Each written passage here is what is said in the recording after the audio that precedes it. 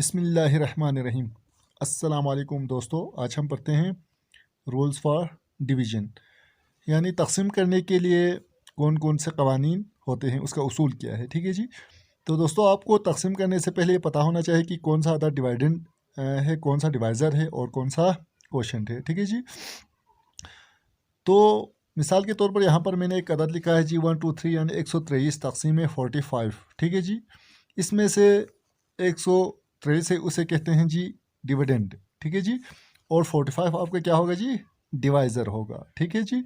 इसे फ्रैक्शन में हम यूँ भी लिख सकते हैं 123 तक़सीम 45। ठीक है जी। तो जो अदद पहले आता है वो आपका डिविडेंड होगा और जो बाद में आता है वो डिवाइज़र होगा। ठीक है जी। तो उसके लिए उसूल यहाँ पर मैंने आपको लिखकर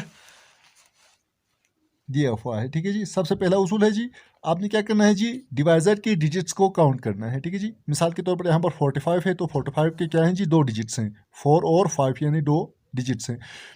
फिर डिविडेंड है, उसको भी लेफ्ट साइड से आपने डिवाइज़र के डिजिट्स के बराबर आपने काउंट कर लेना है। मिसाल के तौर पर 1 और 2 ये 2 डिजिट्स हो गए, इसके 2 डिजिट्स तो इसके भी 2 डिजिट्स। अब ये 2 डिजिट्स जब हम गिन लेंगे तो ये 12 बन जाएगा, ये 12 और ये 45। अब 12 क्या है जी, 45 से छोटा है, यानी अगर ये तादाद यानी डिविडेंड के जो डिजिट्स की तादाद जो क्या हो गया, डिवाइज़र से छोटा हो तो उसमें एक और डिजिट शामिल कर लें। अब आपने इसमें एक और डिजिट शामिल कर लो, मिसाल के तौर पर यहाँ पर 3 शामिल कर लो, तो आप इसको 123, आप पूरे 123 जो है उसको क्या करेंगे जी, डिवाइड कर लेंगे 45 से। ठीक है जी। अच्छा जी, अब दूसरा उसूल क्या है। अब दूसरा उसूल देखें जी, डिवाइज़र को एक मुकम्मल अदद से आपने मल्टीप्लाई करना है, ज़रब देना है। ठीक है जी। और उसका प्रोडक्ट यानी उसका जो हासिल ज़रब है वो क्या होना चाहिए, डिविडेंड के क्या होना चाहिए, बराबर होना चाहिए, इक्वल होना चाहिए, या डिविडेंड से उस जो प्रोडक्ट है उसको सब्ट्रैक्ट करने पर क्या आना चाहिए जी, रिमाइंडर जो है वो डिवाइज़र से छोटा आना चाहिए।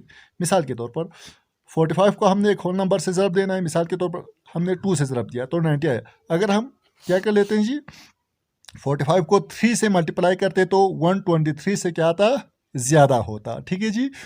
अगर हम यहाँ पर 1 से मल्टीप्लाई करता तो 45 से कम 45 भी हम कर सकते थे, लेकिन उसका जो रिमाइंडर होता था वो क्या होना था, 45 से बड़ा होना था। ठीक है। तो हमने एक ऐसे आदत से ज़रब देना है कि उसका रिमाइंडर क्या होना चाहिए, डिवाइज़र से छोटा आना चाहिए। ठीक है जी। अब रूल नंबर 3 ले लें।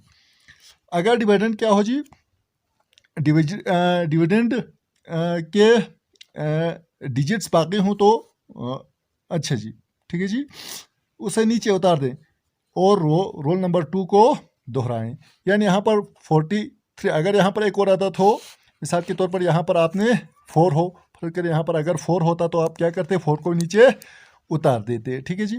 फर्ज करें यहाँ पर अगर फर्ज करें 4 होता तो 4 को नीचे उतार देते और रोल नंबर 2 यानी एक मुकम्मल अदद से यहाँ पर ज़रब देकर ये अमल आगे जारी रखता। ठीक है जी।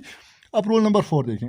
रोल नंबर 4 है कि अगर डिवाइज़र क्या हो जी, डिवाइज़र और मुकम्मल अदद का प्रोडक्ट यानी हासिल ज़रब क्या हो जी, डिविडेंड के बिल्कुल बराबर हो। ठीक है जी। और डिविडेंड के बाकी जो मानदा डिजिट्स हैं वो क्या हो जी, डिवाइज़र से छोटा हो, तो आप क्या करते हैं जी, क्वोशेंट में सिफर का इजाफा करते हैं। यहाँ पर देखो, मिसाल के तौर पर 1236 को आपने 6 पर तकसीम करना है। ठीक है जी। तो पहले रोल हमने क्या कहा था जी कि 6 एक डिजिट है, तो यहाँ पर भी आप एक डिजिट 1।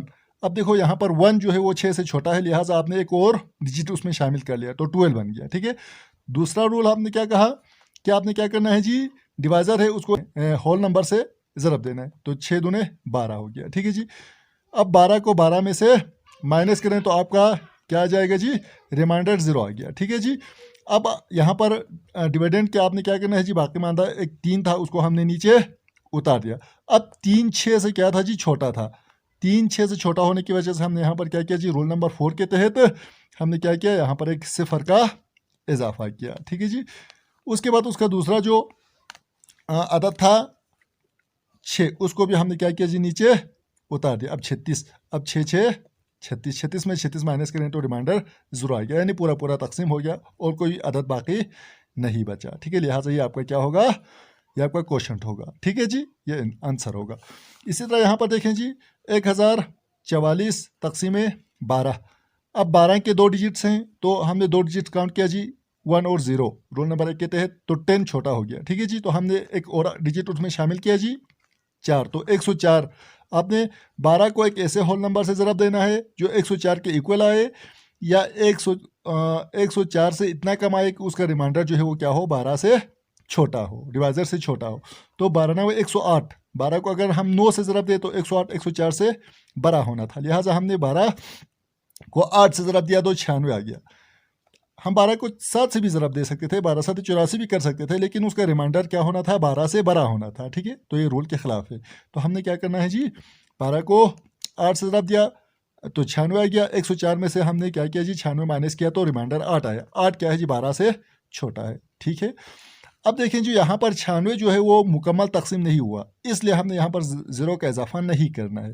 हमने यहाँ पर कहा क्या कहा था कि 12 मुकम्मल कंप्लीट क्या हो गया जी, यहाँ पर क्या कहते हैं, डिवाइड हो गया। ठीक है जी, 12 में से 12 निकला तो 0, लिहाजा हमने क्या किया जी, और उसका रिमाइंडर जो है वो क्या है, 3, 3 6 से छोटा है, इसलिए हमने 0 का इजाफा किया।